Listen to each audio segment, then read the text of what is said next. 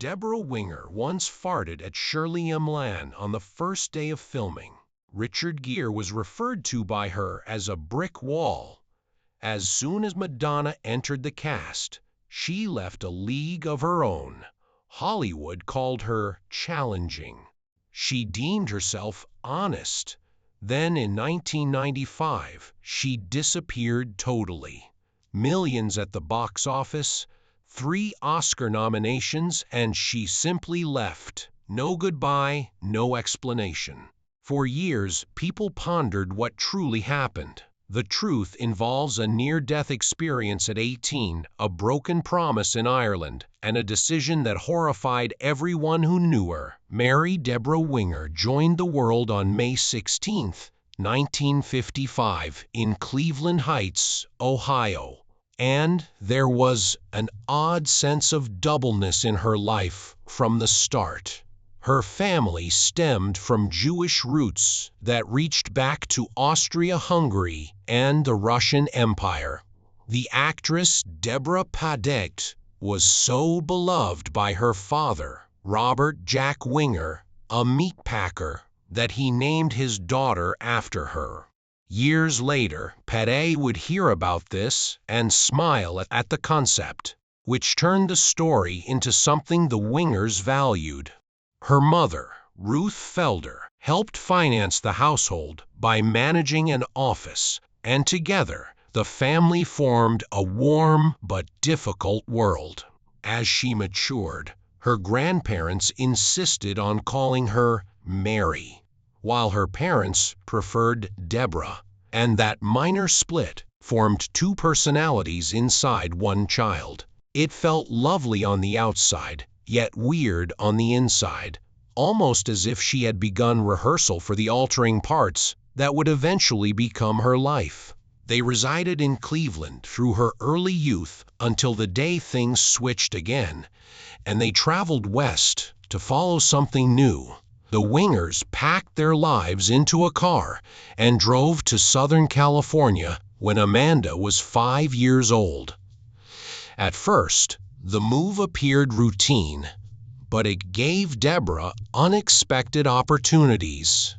She worked quietly in classrooms full of boisterous kids, doing her work at a pace that surprised teachers.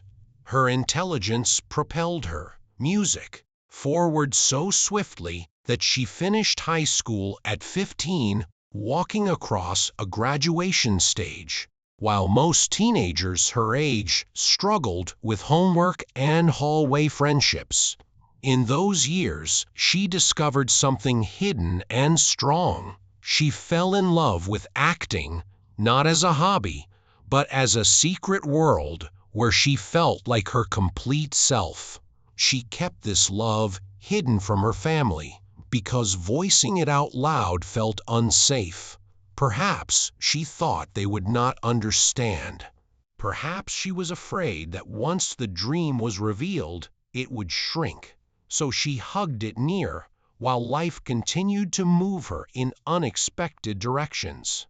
She enrolled in California State University, Northridge, where she majored in sociology and criminology after graduating from high school at a young age. It sounded like a secure path, something she could convey to others without feeling vulnerable.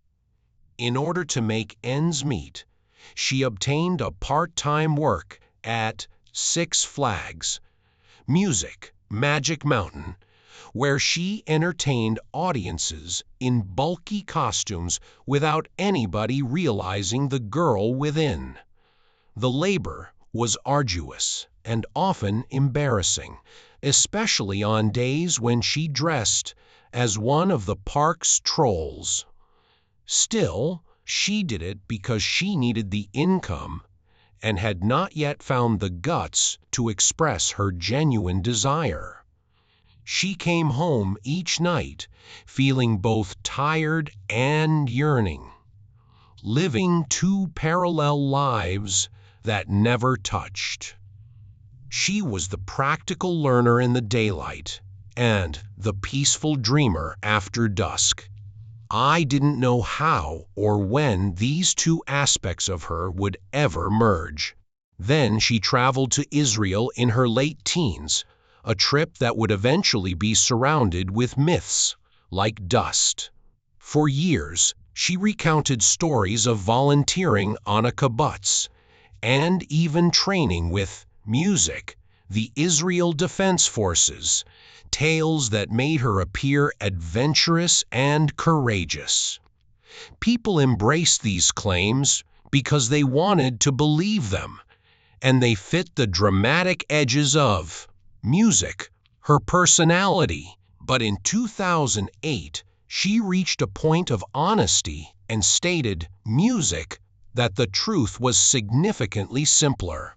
She had gone on a regular youth tour that paused momentarily at a kibbutz. Nothing more. No prolonged volunteer labor, no military training, and no difficult tasks. She rectified the story with a maturity that indicated how much she had grown. Even if the truth lacked the intensity of the legend, everything changed.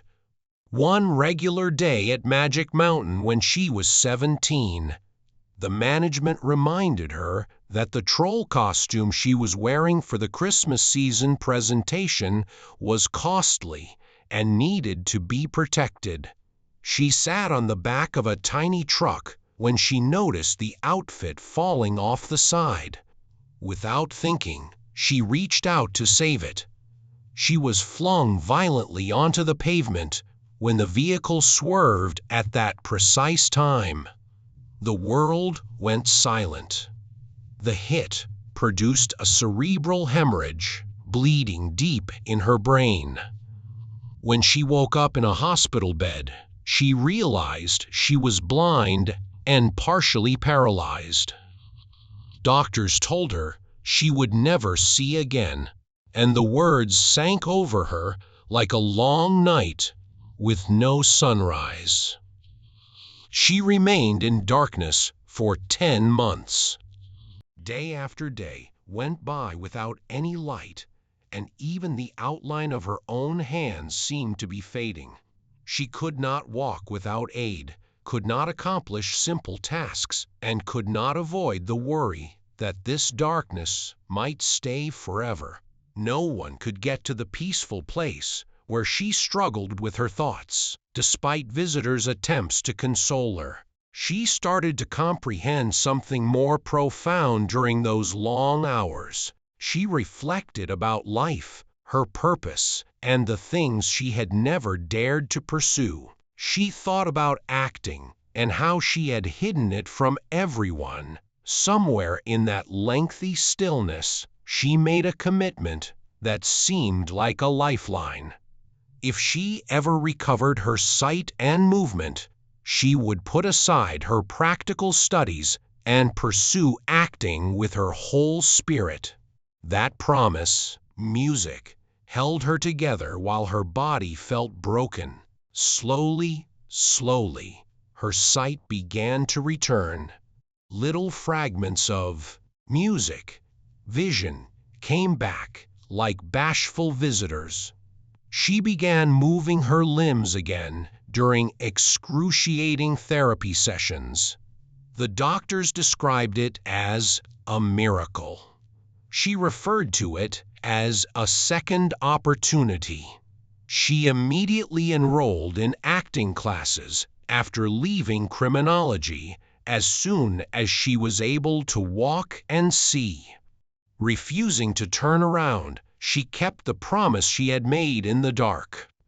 From that point forward, she lived with a fire that came from surviving what many, music, never do. It influenced how she moved around the world, how she worked, and how she picked her responsibilities. It also formed her fearlessness. Whenever she faced a hard decision, she remembered that she had already stared death in the face at 17. That boldness manifested plainly on New Year's Eve in 1973, when she was barely 18. Everything was almost destroyed by a simple fall from a moving truck. Doctors informed her family that she might not make it through the night due to the severity of the cerebral hemorrhage. The horror only got worse when she eventually awoke, partially paralyzed and blind. She could not see her loved ones gathering around her. She was unable to move freely. Every bit of her life had been torn away in a single moment. Yet within that darkness, she found the vow that carried her forward. Those 10 months became a long journey through fear, suffering, and the slow restoration of her body and identity. She realized that life would never be the same when she got back up and started walking on her own. She had faced the worst and held on. She strolled out of the hospital with a sense of clarity that most people spend a lifetime searching for. The dream she once suppressed became the center of her life, and the experience stuck with her forever. It helped her move away from Hollywood at the peak of her career in 1995, when she was 40. She saw it as honesty, but others saw it as career suicide. At the age of 18, she realized that life was too short to waste on unimportant things. Therefore, she turned down roles that did not push her. Her first serious move into professional acting came in 1976 when she played Drusilla on the Wonder Woman series. She was 21 and her debut episode aired on November 6, 1976. The character, an Amazon princess and younger sister to Wonder Woman, allowed her the ability to delve into a world that merged imagination and heroics with her own passionate spirit. The role opened doors and showed Hollywood the depth she held. Even a Wonder Girl spin-off was considered by executives for her, but it was never pursued. Rumors persisted that she did not want to be bound to a superhero image, or that she worried about being locked into TV roles. But the truth remained murky. What mattered was that she went away from the assignment with a stronger sense of what she wanted. Her major success came in 1980 when she played in Urban Cowboy. The picture arrived on June 6, 1980, and her performance opposite Music, John Travolta, transformed her career. She fought for the job and won it against Michelle Pfeiffer, producing a performance that reviewers and audiences embraced instantly.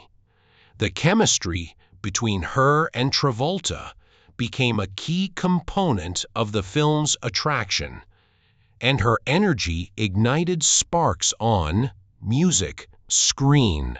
Their contrasting acting, music, approaches clashed at times, causing tension on set.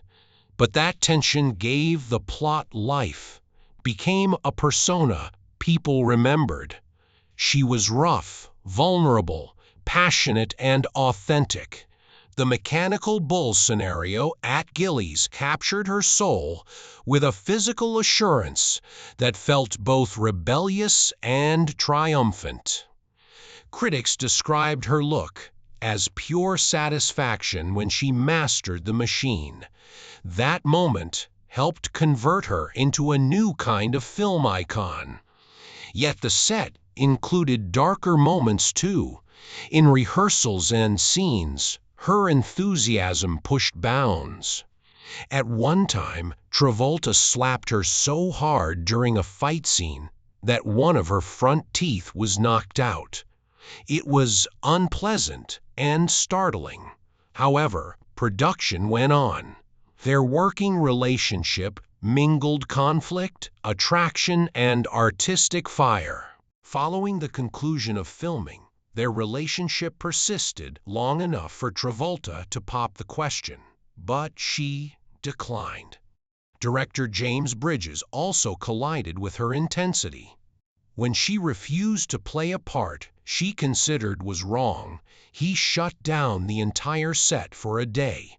He was initially incensed at the high cost, but he eventually realized she was correct. That moment revolutionized his opinion of her, and he protected her strongly afterward, knowing that her challenges originated from artistic instinct, not ego. Then came the role that altered everything. On August 13, 1982, An Officer and a Gentleman reached theaters and transformed her career. It made $129 on a budget of just $7 million, earned $8 million domestically, making it the third highest earning movie of 1982. Winger won her first Oscar nomination for her performance. But behind the scenes, things were even more difficult. Richard Gere and her hardly exchanged words. She subsequently said, "Performing with him felt like acting with a brick wall," a phrase that lingered with her for decades. Despite the romance that viewers witnessed, there was a lot of distance, miscommunication, and personal annoyances on the set. Music. In later interviews, she claimed she struggled with insecurity throughout filming and often lashed out at others. She even admitted she never loved the film, not then and not now. And she candidly discussed the poisonous actions of producer Don Simpson, who once gave her water pills and said that she was bloated. Those experiences influenced her vision of Hollywood and fueled the inner fire that had begun long before. Her career exploded subsequently. The film's popularity brought her power, recognition, and another Oscar nomination the very next year for Terms of Endearment. Yet the same frank honesty that made her roles powerful also made studios hesitant. They called her challenging. They misunderstood her intensity, music, as arrogance. But she knew what she was doing. She had confronted death at 18 and survived. In 1983, Debra Winger went into the part of Emma Horton in a picture that was supposed to be easy on the surface, but contained a weight that could destroy a weaker actor. Terms of Endearment launched in barely 260 theaters, and no one anticipated it, music, to attract such a massive audience. Yet, it kept dragging individuals in until it reached an astounding domestic total of $18,400,000. Audiences stared in disbelief as the credits rolled because her portrayal of a young mother battling cancer felt so authentic. She won the National Society of Film Critics Award and was nominated for an Academy Award at the 56th Oscars, which were held within the Dorothy Chandler Pavilion on April 9, 1984. The movie dominated the Oscar ceremony and received 11 nominations. For Winger, it felt like a moment where everything aligned, yet everything around her was already beginning to crumble. The trouble started the very first day she worked with Shirley Imlan. They were going to begin shooting a sequence together, and Winger directed Imlan to stand on her mark. She called her mom since that was her character. Imlan reminded her quietly that she knew her marks. A door was opened by that straightforward exchange. They would never close again. As soon as the anxiety slipped in, it spread across the set. Then came the moment that became Hollywood legend. As director James L. Brooks later remarked, "The energy felt like watching parents fight in front of their children." Right after Milan's cool reply, Winger moved away, lowered her skirt, looked back, bent slightly, and released a fart right at Milan. It was deliberate, it was brazen, and it was the opening salvo of a quarrel that would follow them for decades. People on stage saw everything happen in disbelief, and the commotion only intensified from there. Winger kept pushing. She blasted loud music during rehearsals, prompting the crew to halt and restart scenes again and again. She had abrupt outbursts that looked aimed to keep Milan uncomfortable. Each day arrived with a new interruption, and Milan later described the setting as stressful. Still, when the camera turned on, Winger delivered performances that devastated hearts. She told the New York Times in 1986 that she couldn't deny the struggle. She even made a joke about how they wouldn't be eating lunch together anytime soon. She stated they challenged each other and that there was always some type of respect buried under the fights. Years later, Milan stated that while being plagued by Winger, she recognized her genius. The world witnessed the two women sit in the same category on April 9, 1984, Oscar night. The evening became even more intense when Winger and Milan were both nominated for Best Music Actress. Terms of endearment swept 5 major honors.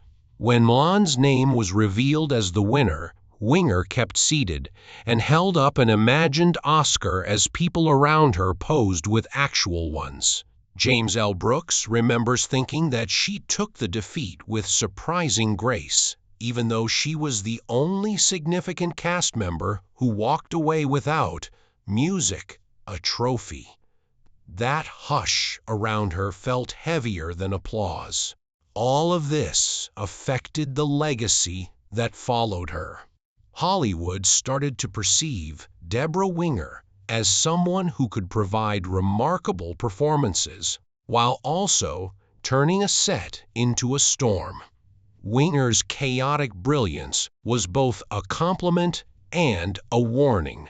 When Milan subsequently stated that she always wanted to work with it, the legendary fart anecdote carried on, repeated in interviews and publications, especially after Milan included it in her 1995 biography. However, the film's success, more than $18 million domestically and 5 Oscars out of 11 nominations, proved that strong art can emerge from the most precarious circumstances. Winger's reputation for brilliance wrapped in hardship became the story people repeated long after the cameras stopped running. Hollywood's continued desire for her was evident throughout her career in the 1980s. In 1986, she acted in Legal Eagles, starring Robert Redford. The picture had a hefty $40 million budget, which was rare at that time, and it began with $8,040,000 before growing to $9,350,000 globally. In 1988, she appeared in Betrayed, playing an undercover FBI agent in a plot that pushed her deep into white supremacist groups. The movie had a $19 million budget and started at number 2 with $530,000, eventually grossing $25,800 domestically. She starred in Bernardo Bertolucci's film The Sheltering Sky by 1990. She lingered in the Sahara Desert long after filming concluded since the experience altered her so deeply. She continued to pursue parts that challenged her and made her change. Her personal life became just as dramatic. During the early 1980s, she began a relationship with Bob Carey, the governor of Nebraska. When she was filming Terms of Endearment in Lincoln in 1983, they first crossed paths. Their affair intrigued everyone because it brought together Hollywood and politics in a way that felt almost unreal. The romance lasted until late 1985, and even after they broke up, they stayed close. They co-owned a fitness center in Omaha called The Prairie Music Life Center. In 1990, after her marriage to Timothy Hutton ended, she visited Carrie again during a Senate recess, which fueled suspicions about getting back together. Their friendship always held a gentle intensity that people found unforgettable. Shortly after her romance with Carrie ended, she eloped with Timothy Hutton on March 16, 1986. He was already widely recognized for winning an Oscar at a young age. They had a son, Emmanuel Noah Hutton, in 1987. But the marriage crumbled almost quickly. By May 1989, they split, and by December, Music 1989, Hutton filed for divorce, asking for shared custody of their 2-year-old son. The divorce became final in 1990. Their careers overcrossed in 2 films during this short marriage, albeit one appearance was simply a quick cameo. Despite their early devotion, they grew apart faster than anyone expected. Then came 1993, and Shadowlands, where she played Joy Gresham opposite Anthony Hopkins. Her performance earned her another Oscar nomination, her 3rd in the 1994 ceremony. She joined an elite group of actresses who had earned that level of recognition. Hopkins wasn't recognized for his work in the picture since he previously acted in The Remains of the Day the same year, and Academy rules precluded him from entering in the same category twice. Winger also won a nomination from the Los Angeles Film Critics Association. She continued proving she could rise again each time others wondered whether she had reached her limit. A turning moment came in her personal life when she met actor Arliss Howard in 1991 while shooting on Wilder Naples. In 1996, they tied the knot.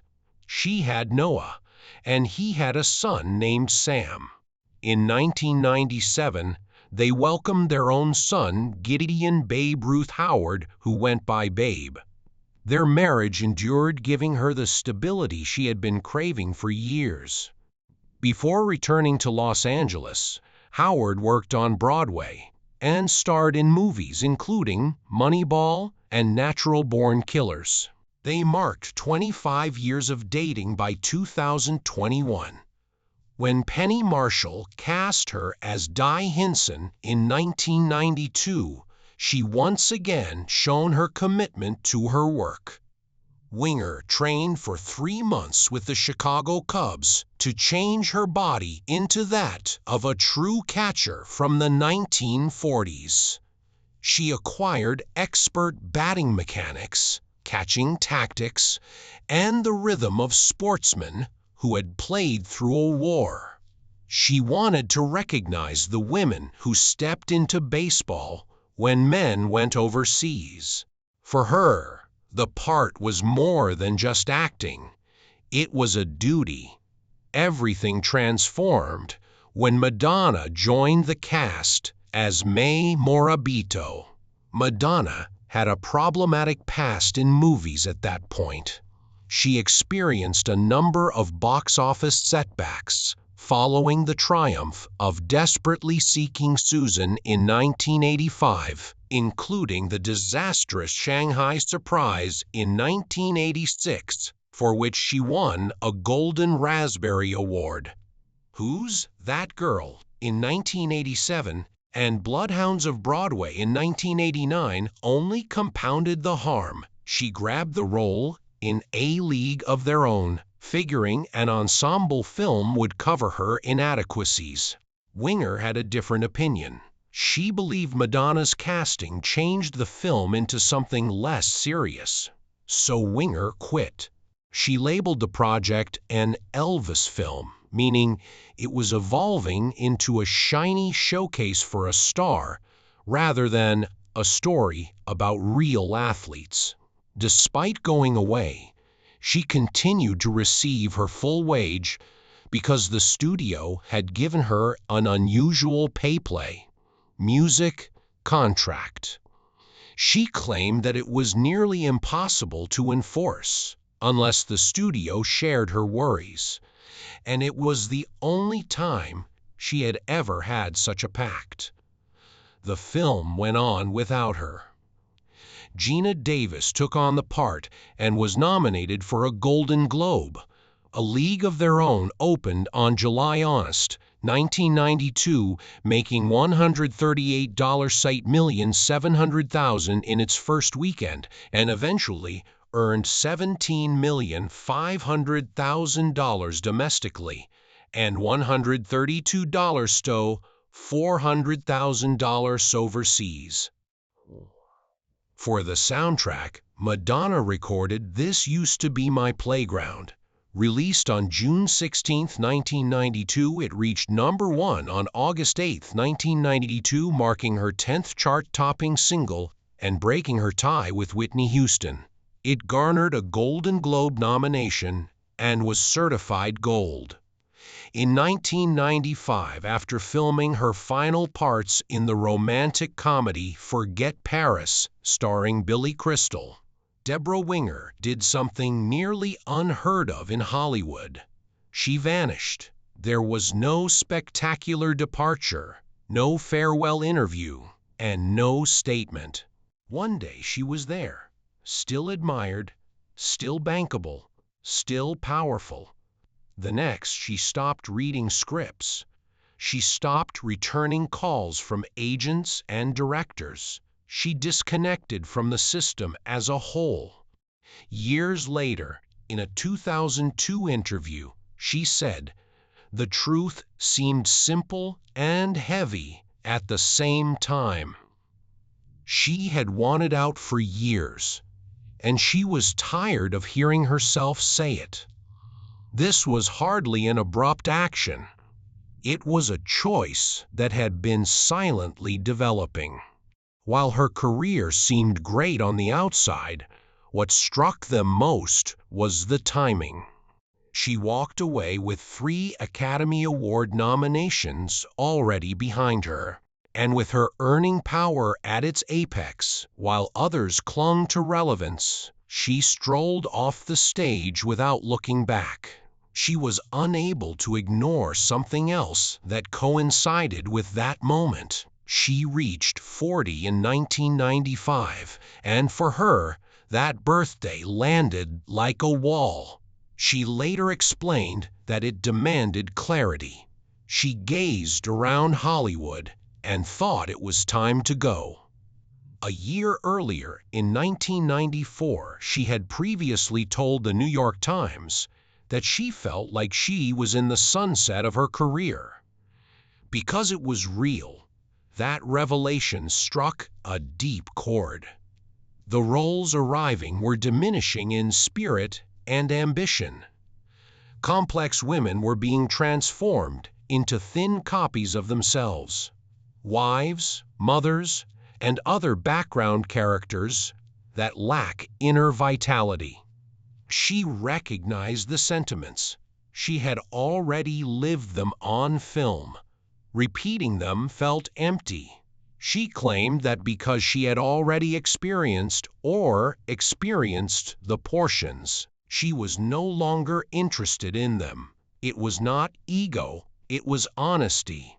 Hollywood music, had no room for the woman she was becoming.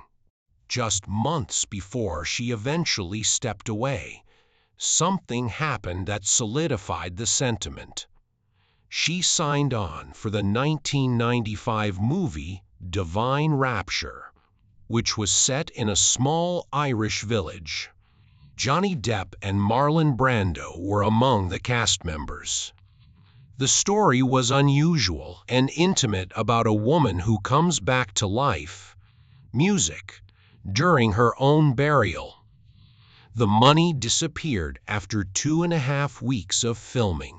Production dropped overnight. Within hours, the Hollywood cast and crew left the country. The local workers were left underpaid and stunned. Winger stayed. She could not bring herself to walk away from individuals who had given their time and trust. Later on, she expressed her devastation for them. She personally was never paid for the task. Her perception of the industry was permanently altered by that experience. She later regarded it as the death knell of her Hollywood existence. All of the things she didn't like about the company suddenly became apparent. Her relationship with Hollywood had already been impacted by pain long before that. In 1985, she experienced a catastrophic bicycle accident that worsened an earlier back problem from her adolescent years. She had been ready to star in Peggy Sue Got Married. When the injuries became so terrible, she ended up in traction with a herniated disc. Her recuperation could take 6 weeks to 6 months, according to the doctors. Kathleen Turner was awarded the part and received acclaim for it. Losing the part was not the only thing that hurt. Winger had been intimately involved in creating the film and had even helped bring director Penny Marshall on board before Marshall quit over creative issues. She learned from the experience that no matter how invested you are, the industry changes swiftly. Life beyond Hollywood began to matter more. In 1996, she married actor and director Arliss Howard, whom she had met years previously on the shooting of Wilder Naples. Both came into the marriage, had sons from prior relationships. In 1997, when she was nearly 42, she gave birth to their son, Gideon Babe Ruth Howard. Just the name seemed to be a subtle rejection of expectations. She made the unapologetic decision to choose family. She later summed it up succinctly. She gave birth to a child. Her mother passed away. She was a teacher. She did plays. She lived her life. She no longer desired months away, on location, or interminable press trips. Family was not a detour. It was the destination. When she spoke about leaving, her comments never sounded harsh. They sounded relieved. She characterized the sense as release. She said nothing compared to it. There were no auditions, no phone waits, and no doubts about her value for the first time in decades. She could do what she wanted, go where she wanted, and say what she wanted. She never presented her absence as retirement. It was more like pressing pause, without knowing when or if she will press play again. Between 1995 and 2001, she kept away from film totally, yet her life was busy. In 1999, she taught as a fellow at Harvard University in a course, music, focused on literature and social inquiry. She took good care of her folks. She narrated poetry. She investigated concepts without performance attached. Her disappearance became so visible that in 2002, a documentary called Music, Searching for Debra Winger was made, turning her absence into a bigger discourse about sexism and ageism in Hollywood. Her choice, music, became a statement whether she wanted it or not. In 2001, she reappeared temporarily, but only on her own terms. She consented to appear in Big Bad Love because her husband wrote and directed it. She co-produced the picture to maintain creative control. She made it obvious she was not coming back to Hollywood. She was simply older, different, and uninterested in returning to what she left. The film barely registered commercially, and that was good. Her later work followed the same approach. In 2005, she provided a terrible performance in the television film Dawn Anna, depicting a mother who survives brain surgery only to lose her daughter in the coal line incident. She was nominated for an Emmy for the performance, which also served as a reminder to viewers of her abilities when the content counted. In 2008, she starred in Rachel Getting Married, offering a calm, reserved performance as an emotionally music-detached mother. Critics praised her greatly. The picture got almost universal appreciation. It asked a genuine question of her, which is why she chose it. Television followed selectively. In 2010, she debuted on Law and Order, and then took on a prominent part in Season 3 of In Treatment, portraying an actress unraveling under pressure. The writing was tight. The performances were unpolished. She made the commitment because it was worthwhile. From 2016 to 2020, she appeared in 65 episodes of The Ranch, her longest sustained appearance in decades. Even then, she refused to migrate or commit her life to the industry. She worked when she chose to work. By May 16, 2025, when she turned 70, her detachment from Hollywood felt intentional and total. She aged without apology, no reinvention effort, no quest, song, for relevancy, just presence. In 2026, she appeared in a small public conversation in Little Rock, discussing art and activism rather than stardom. That same clarity traced back to a period long before Hollywood ever claimed her. She had a severe brain hemorrhage after falling off a moving truck at an amusement park on New Year's Eve in 1973, when she was 18. She woke blind and paralyzed on one side.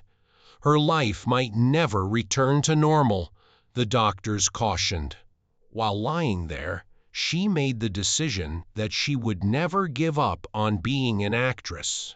She became determined after that mishap.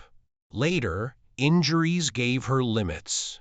Hollywood put both to the test.